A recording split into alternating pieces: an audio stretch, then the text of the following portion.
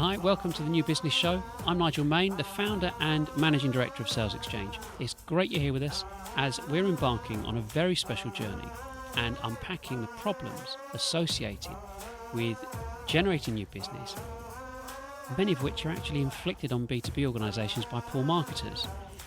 The audio in this podcast is taken from one of our live streams, which you can watch on our website, on Facebook or on YouTube. So get ready for some serious revelations and some great ideas how you can change how you generate and attract new business. Well, that's it, end of the music. Welcome to the live stream. And here we are on our 5th live stream. You can see up here, the New Business Show. That's our new term, that's our new title for what we're doing. And over the next few months, we'll be expanding what we're talking about and delivering something that has not been done before, which is, the best way to describe it really is live consultancy. And the point of that is that there's a great deal happening out in the business world. And in order to deliver and to achieve the levels of business that people need, they don't just want it, they need it, there has to be a different way of approach and something that's scalable. But that's what we're going to talk about now. We're just going to run the first intro.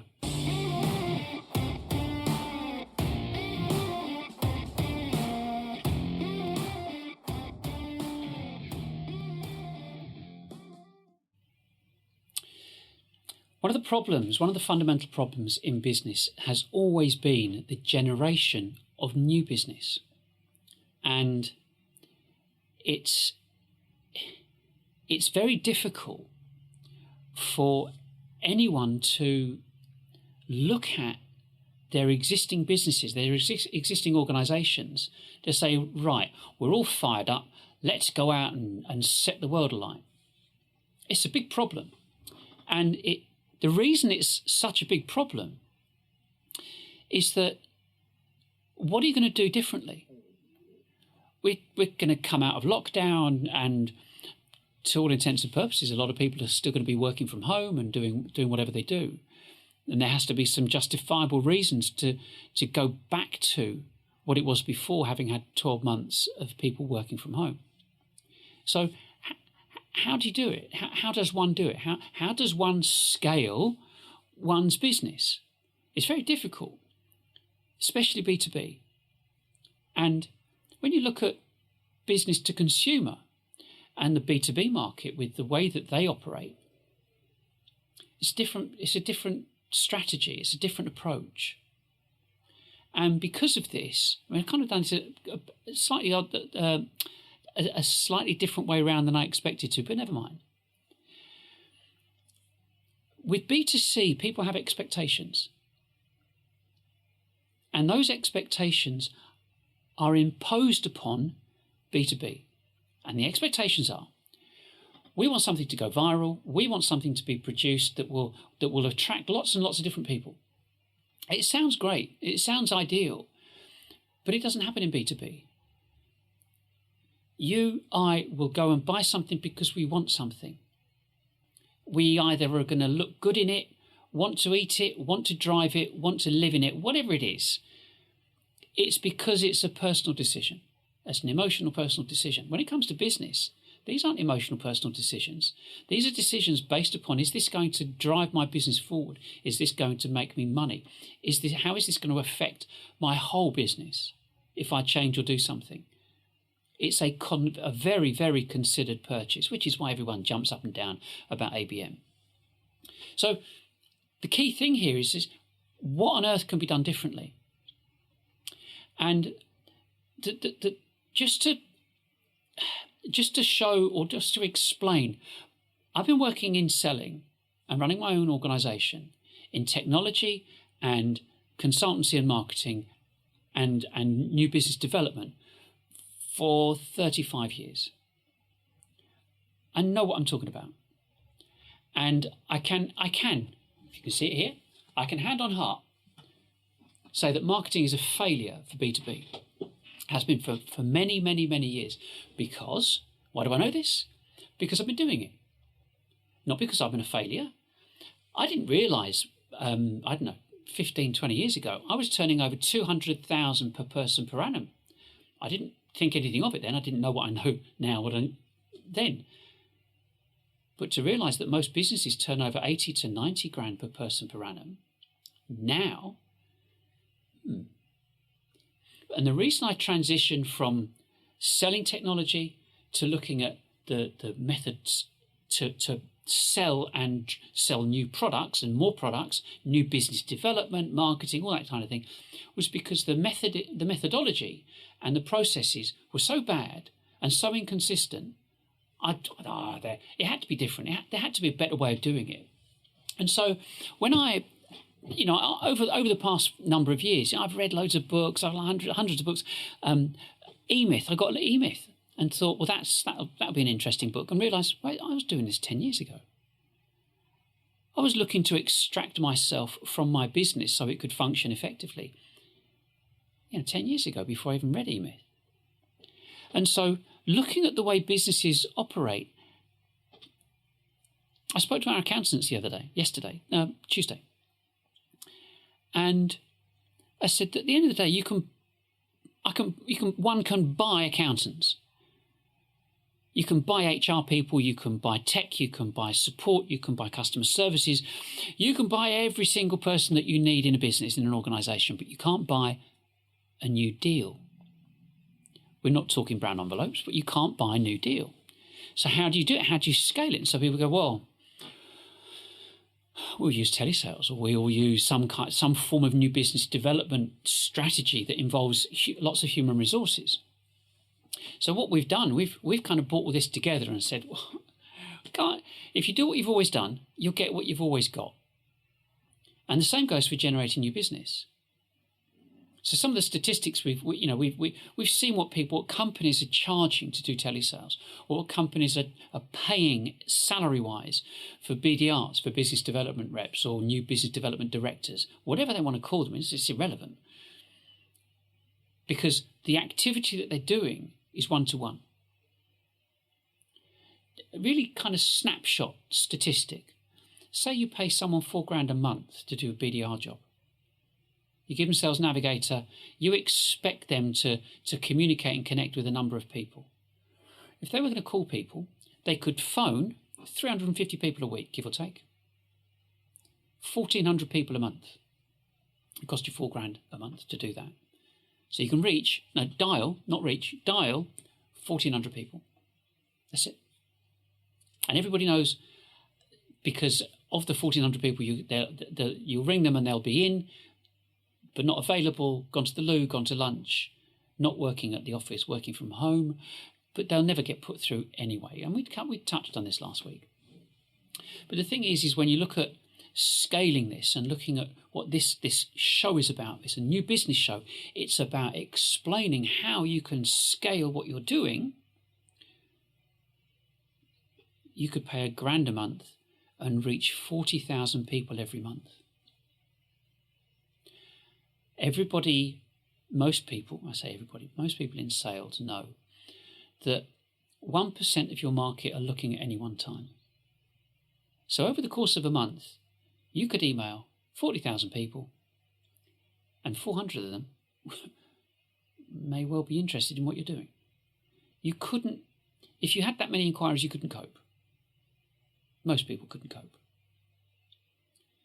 But this is the transition. There has to be a transition. This isn't going to happen overnight for you. We've got it all set up. You may well have received an email from me. You may have received an email earlier today from me saying we're live in half an hour. How long did that take?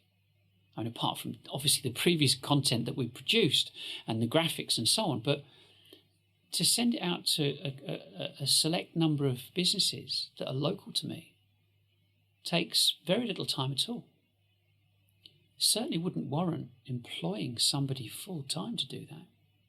I mean, I'm not liked by marketing people. I think B2B marketing has failed. I think marketing people don't know what they're doing. I know that managing directors are dissatisfied enormously with senior marketing people and marketing people in general, because they promise the earth and deliver nothing, which is why they keep getting fired every 18 months. And I'm going to keep talking about this every week because this is really, really serious. Now, there's a point to this, and there's a logical point, and it is institutionalized structure that is presented in the form of finance. So if you start from banking and you look at investment and banking and venture capital and accountants, and the thing is, people look to their accountants, and we have accountants watching us. People look to accountants as being the business sages, that they will give them all the advice they need. Why would an accountant know about marketing or new business development or selling? Why should they? They absolutely shouldn't. Their speciality and expertise is in doing the numbers. That's what we pay them for. But the point is that what's expected of you as a business owner are 2 rows. Right from when you first started your business, there were 2 rows on your P&L. And that said, one said sales and the other said marketing. Sometimes they're combined. It says sales and marketing. And the problem is that if marketing isn't working and it's hemorrhaging lots of cash, and salespeople can't get to see the people because they're not getting the leads, and now the odds are in the region of 385 connections before you find someone that's interested, then business, especially B2B, have got a really big problem. And it's not going away. And that's what why have a live show if it's that bad? Because it's not that bad. That's why we have live.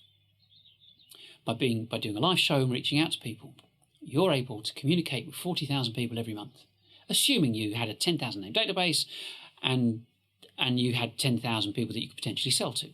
But nevertheless, even if it was much smaller than that, it doesn't matter. It's focused. It's absolutely laser targeted, focused on your vertical market. And you already know who you want to sell to and who you have sold to. So it's essential. It's essential businesses understand how they can scale their new business efforts. And up until now, this wasn't the done thing. I do a live show every week. Since when? Since when does someone do a live show every week for B2B? You hear about it on LinkedIn, or you might, maybe not so much on LinkedIn, but definitely YouTube. And you see, the people doing things on various things on Facebook. But all those people that you sell to, every one of them has got, I'm looking at my phone here, every one of them has got a mobile phone. Everyone has got the ability to look at what you're doing in their pocket 24/7 pretty much. If you think back to fax machines, the reluctance to buy a fax machine was because your customers or whoever didn't have one. Gradually, everybody had one. You get them get a fax machine for free at the petrol station. But when everybody had one, it wasn't a problem.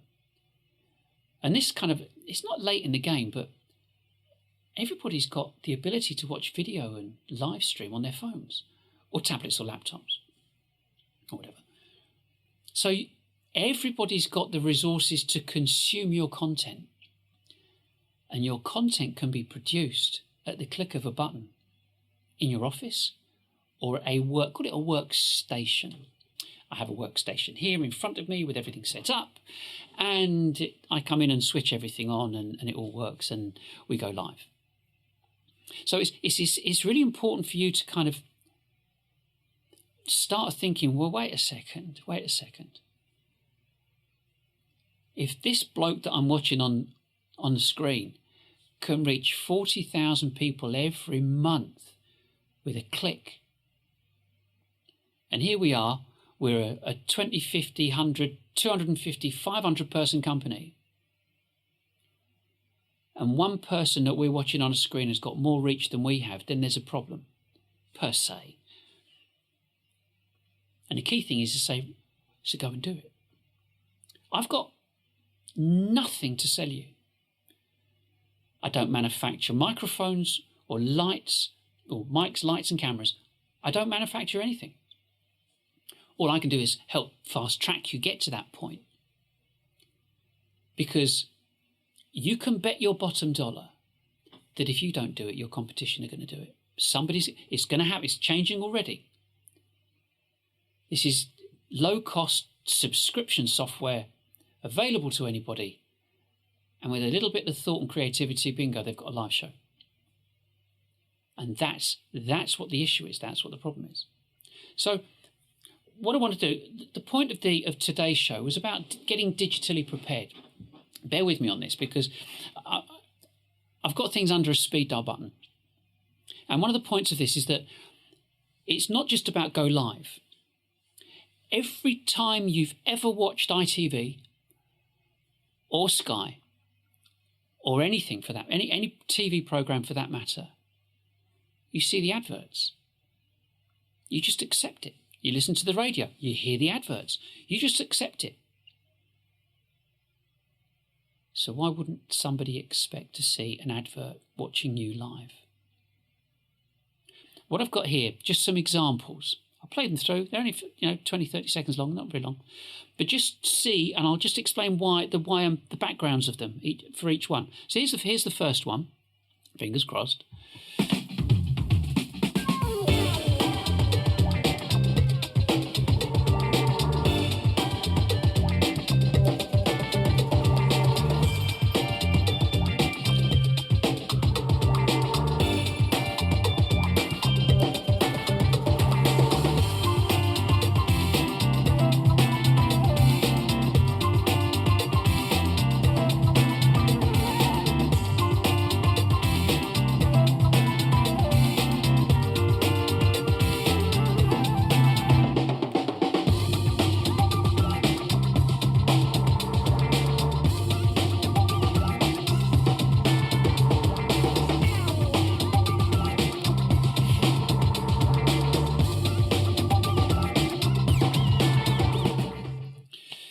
So the point here, there's a logic in terms of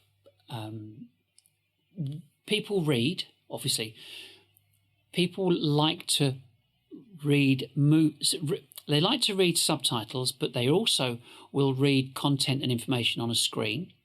When that information starts moving, it's an instinct to watch it and to be engaged with it. And by clicking on it and with there being some music and so on, that makes it memorable. So it's really important. And that kind of segues into this one, and you'll see what I mean again.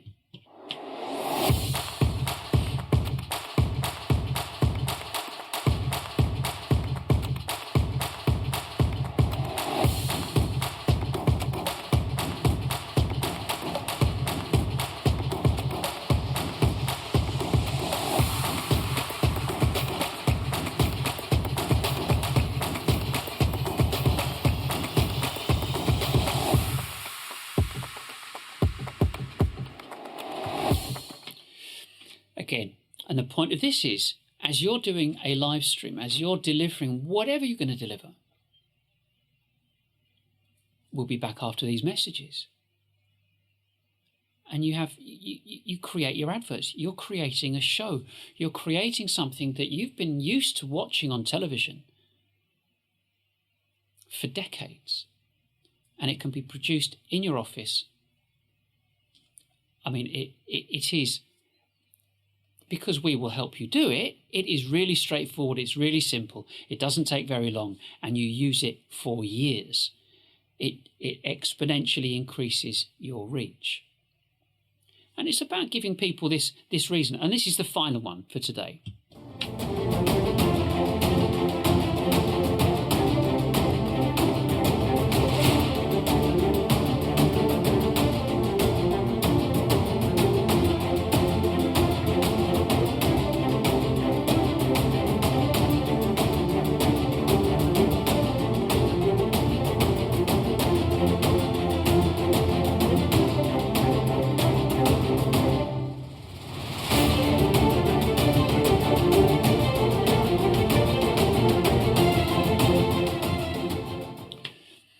So the point it's about being creative in your business, and it's not about recruiting lots of people. And this is why a lot of marketing people don't like me. I tend to say, well, just sack them all, get rid of them all. They're no good. They're not serving you. They're just going through the motions, doing what everybody's ever done before, without increasing your reach, without moving the needle, without changing anything. For what? And I talked before about the whole thing to do with how content is structured, but before I get onto content, just for now, because I will reiterate it and just go over it again. But one of the things I wanted to show, and if you've been told about this, that's great. Let's just pop onto this screen. So the government have said at the beginning of this month, they've said that they are going to increase capital allowances. As you can see, 2-year capital allowance, super deduction. So if you spend 30 grand, the reality is your net cost is about 22 grand, 22 and a half grand, something like that. So you spend 30, the effect it has, you save an additional seven something thousand. Happy days. And I think that's a really interesting thing when it comes to looking at this type of structure and what we're doing. And I think that the combination of that, the fact that this is going to be available for a couple of years, will be very interesting to a lot of businesses. Because if you're looking at spending, or if you do already spend, whatever it is for your business development reps and your people doing telesales or finding or doing the research to generate new business, you've got to weigh up the costs. You've got to weigh up the effectiveness, because up until now there wasn't really anything else. And that's the difference. Up until now, there wasn't anything else. So you have to weigh up and go, well, we've got this many people doing telesales. We've got this many people as BDRs. We've got all these people in marketing. So what are they doing? It's a genuine question for you to ask yourself and for your colleagues to talk about this, about how effective is actually, is what we've got, and how much reliance is put on salespeople with their black books, with their previous relationships with other businesses. It's got to be. You can't really say, oh, I'm not listening, I'll just unsubscribe, let's not watch this again because he's talking rubbish. My accountants, after the first time I told them what we're doing for people, he went, right, we're doing it. 2 months' time, we've got a space in the office, we're going to set up a studio. Great, that's great. Yeah, we can reach people to, oh, yeah, amazing. But if I've convinced my accountant, and they're never the easiest people to convince, you have to think about what they're doing. And on the subject of what they're doing, and this really does play back into the point I made right at the beginning, which is live consultancy. The things that I say, you will not hear anywhere else. You certainly won't hear someone, if we were talking about consultancy, I wouldn't be saying fire them. Yeah, get rid of your marketing team, get rid of your telesales team, implement this and halve your sales team. There you go, I've just made your company profitable in one sentence. Oh, and we'll ensure that you get more exposure to more of your perfect target market than you've ever done before. Nobody has ever said that to you, ever. And like I said, I've been doing this for 35 years. I've seen and listened to and spoken to and heard the drivel from so many people that go, oh, I'll make it all happen for you. Nonsense. The only way you can make it happen is scalability. If you cannot scale your business efforts, you're just going to keep ticking over with whatever you did before. Probably less because of the state of the way that the world has taken itself down this lockdown scenario.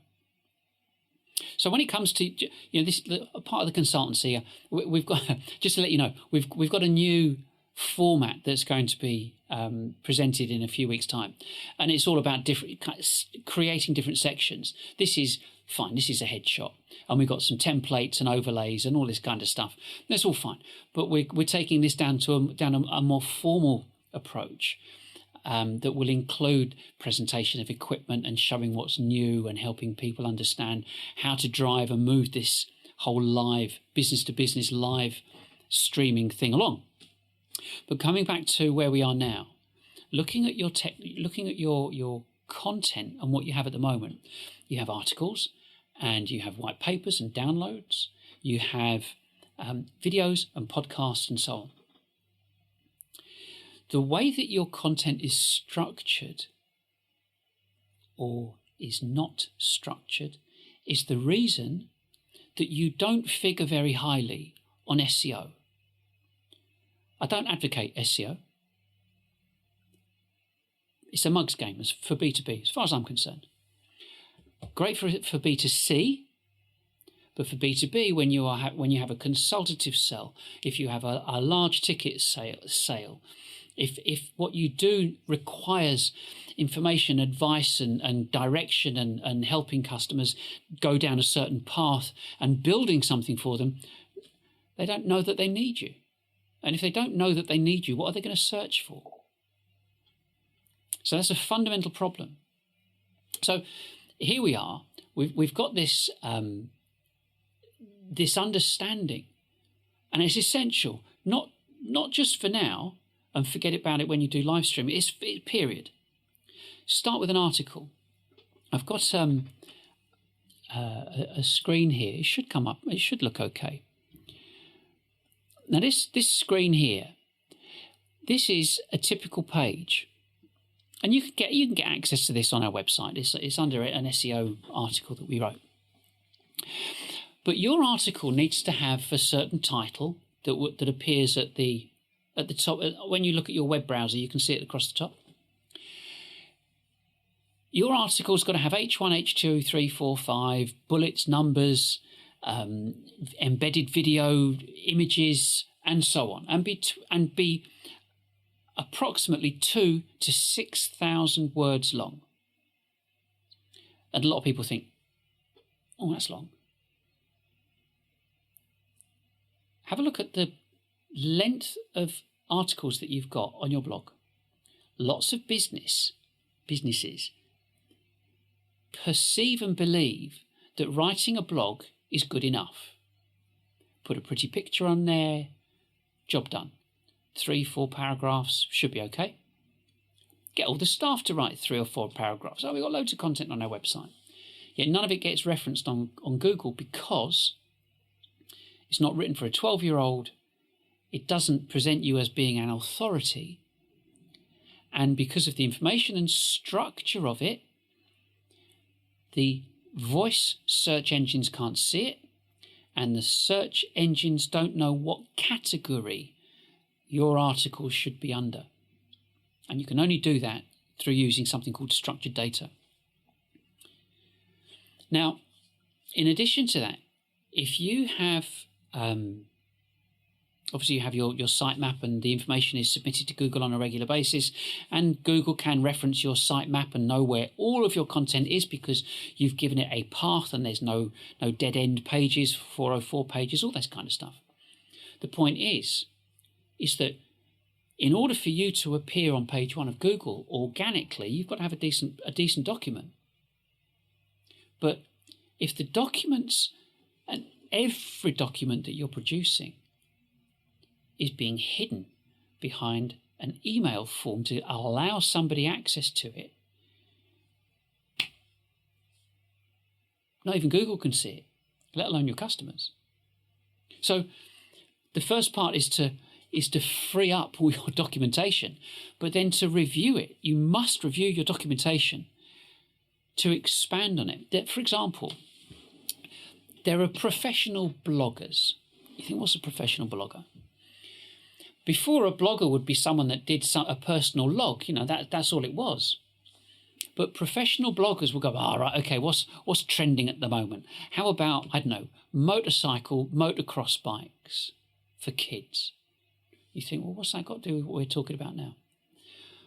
There are people that say, right, we're going to write some articles, we do some research, write some articles, about motocross for kids.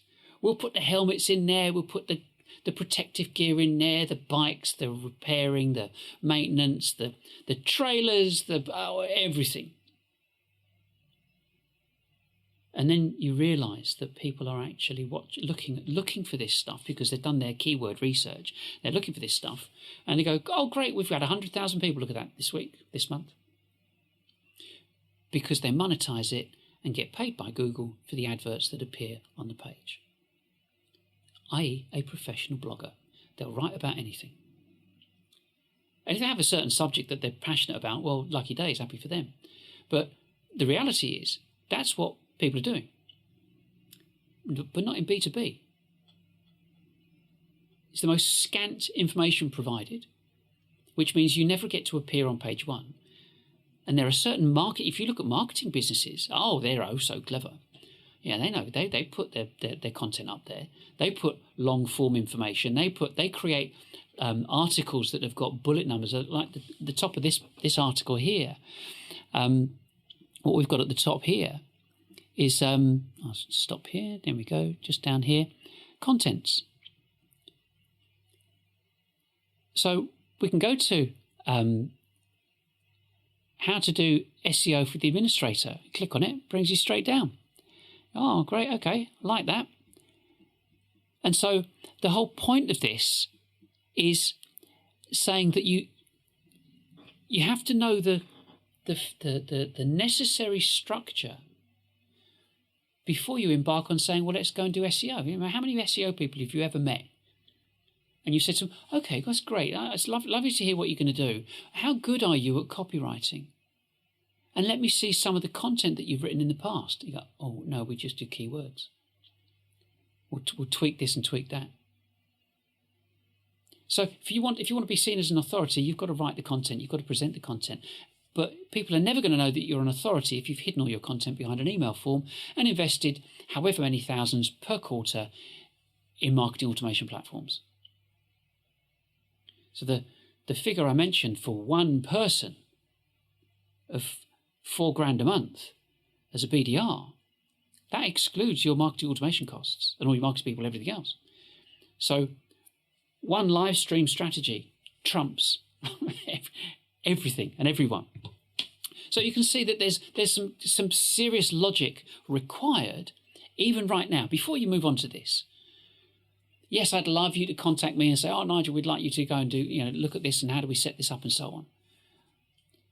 But the reality is there's a transition from understanding that you had sales and marketing on your P&L, and that needs to change. That needs that awareness, that expectation, that's got to change. You must have scalability, otherwise your business will fail. And that's why so many businesses do fail, because it's a one-to-one effort in a way of looking to generate new business.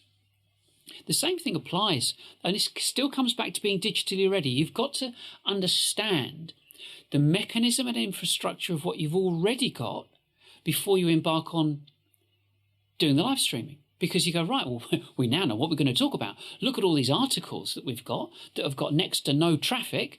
Let's use those headlines and talk about that in our live shows. Let's get somebody from sales who's very confident and gregarious and outgoing and whatever, and can talk the hind legs off a donkey. Not that I can't. But someone that's confident in front of a camera, get them to do the presenting. You don't need more staff. You walk in front of the kit, switch it on, click go live, and here you are. So that moves on to the video side. Video's the same. If you have a video, and not many businesses have lots of video, but those that do rarely have a full transcript on the same page as the video and have embedded the transcription information. It's called an SRT file that's used for closed captions and subtitles, and embedded that in the metadata within their website. And the reason it goes in the metadata is that the voice search engines, if you said, oh, hey, Google, give me a list of companies that have got videos on X. Well, the only thing they can do with most of them is just give you the title. But if you've got the description and you've got a transcript of all your text, Google knows what you said within your video. So now you've got a video and you've got the transcript. The other week, I might have mentioned this last week, but 2 weeks ago there were 4 of us. We had an hour's conversation, just over an hour, and it produced 17 pages of written text for transcript. So Google references that, sees that, and goes, well, they're an authority on talking about live streaming.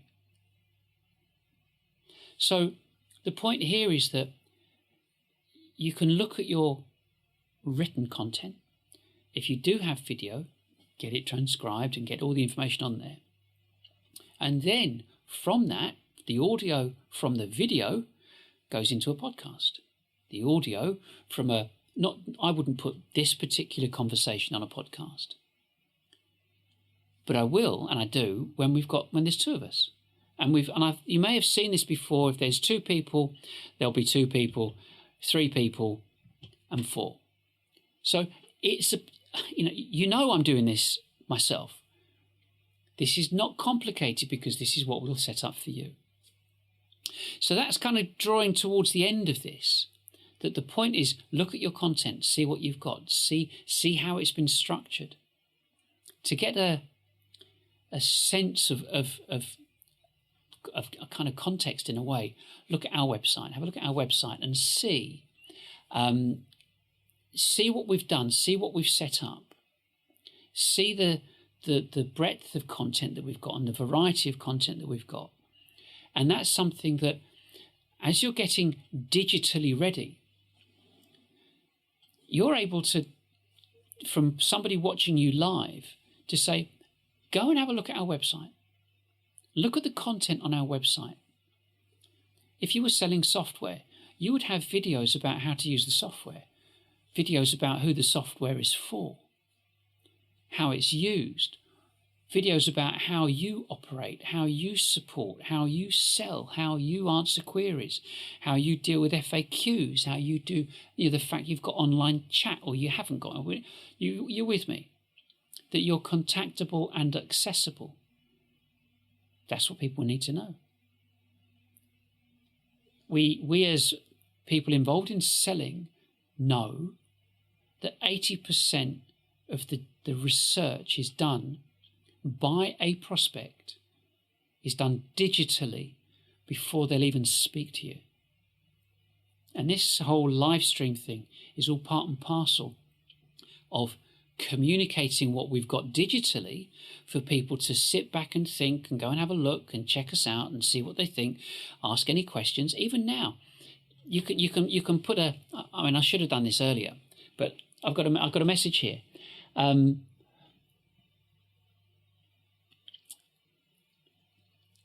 I'm sure it's a chap called Dean. I'm going to pop this up on here. What got us here won't get us there. Really strong points in this video, which are difficult to argue. Thanks, Dean.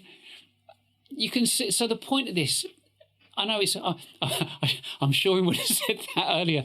Maybe I should have put that at the beginning. But you can see what this is about. This is live. This is happening now. And so the point is what are you going to do?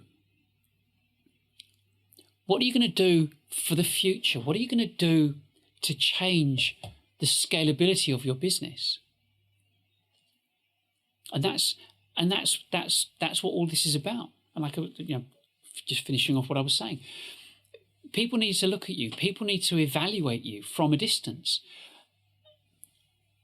I popped that information up there from Dean, but we can also you can put hashtag anonymous. and just mess it. And I won't read it out. I'll read it out, but I won't say the name.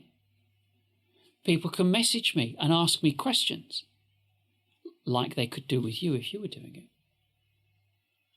People want that anonymity because they don't want to get pestered by salespeople or BDRs. So it's a very unusual type of business to be in. It's essential. We want our salespeople absolutely crushing it, but they can't because they can't make contact. And so if 80% of the research is done anonymously before they'll even talk to you, if you haven't got your content visible and accessible and varied, your competition has. It's as simple as that. And I've said this and shown this before. Let me just lean over. I could go live with that. I could. I wouldn't. But, it's got live on there. You tap live, you go live. I'm going live. And you're talking to your phone and you've gone live. It's not about money. I mean, but I'm making a supposition here that you wouldn't want to be doing it on your iPhone. You'd have it set up so people can be trained, they know how to deliver, how this can be presented professionally and with the least amount of effort on your part. Because we basically set everything up from start to finish. So something to think about, I hope, that your cost-wise, you've got for one person, £4,000 a month upwards, of £4,000 a month. For one person to make 1,400 dials or potential connections versus about a grand a month and 40,000 connections. That includes a database, by the way. That includes subscription for the software. It includes subscription even to pay for MailChimp. So you can lose your marketing automation platform. Now, you've got to be really, really confident. Anybody's got to be confident to go, just get rid of it. There's no point. B2B, B2C, yes. But for B2B organisations, nah, get rid of it. Keep Salesforce, keep Dynamics, because that's useful. But you don't need marketing automation platform. Not for this. Oh, and by the way, it's infinitely more successful and has more reach and more scalability at infinitely less cost. It's just jaw-dropping. And this is what people have wanted for a very, very, very long time. But just it's kind of the confluence, the convergence of all these different things that make it available, make it accessible, very accessible now. So with all of this, I'm going to finish up now. But one of the key things about this, now we've talked about articles and video and white papers and so on. There's a white paper on our website. I should have done an advert for it. There's a white paper on our website under white papers. And we talk about how businesses need to be structured for the future. If this was just yapping about going live, well, okay, you can do that. But there's got to be a longer term approach to this. There's got to be more to it. And there is. Having spent 35 years in business, my goal has always been, I do not want to cold call or knock on doors because it is an absolute waste of time. So how do I scale what I do? Yes, I could have gone and sold jumbo jets. But I knew this was to me, was the single most important aspect of being in business, was to how to scale it to generate new business. You've got all these clever marketers, even clever finance people, doesn't matter. You've got all these smart Alex who know it all. They got the gift of the gab and everything else, but go, okay, yeah, I'll accept everything you've just said to me. Go and scale my business and do it really cheap. not one of them has ever come up with a solution. Never. Except for you to hemorrhage loads of cash. And we know that the average turnover per person per annum is 90 to 100 grand, up to about $1 million.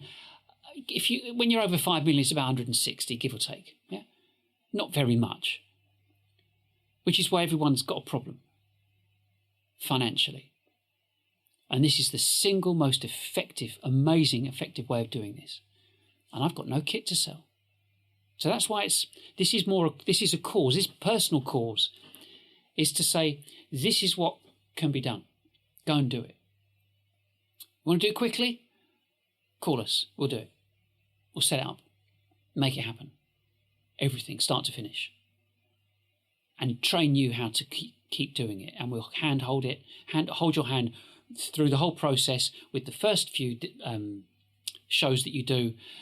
And we're there locally or however you want to do it. But we'll set it up for you, start to finish. But the key thing is where to next. And that's next week. In next week's episode is an illustration of exactly how the institutionalized structure of a business needs to change and how we recommend that it does change, that keeps you as a business owner, I say in charge, it's not being in charge, but it's hanging on to the intellect of individuals so you don't lose that information that they've got up here when they leave, especially when it comes to the generation of new business. So it's a shift in the pillars that support new business. And we're going to talk about that next week. So anyway, that's it from me today. I hope you enjoyed this. If you're watching it on catch up, great. I look forward to seeing you live one day. But that's it for now, and I'll see you next week, and we'll talk about the 3 pillars of new business. So bye for now.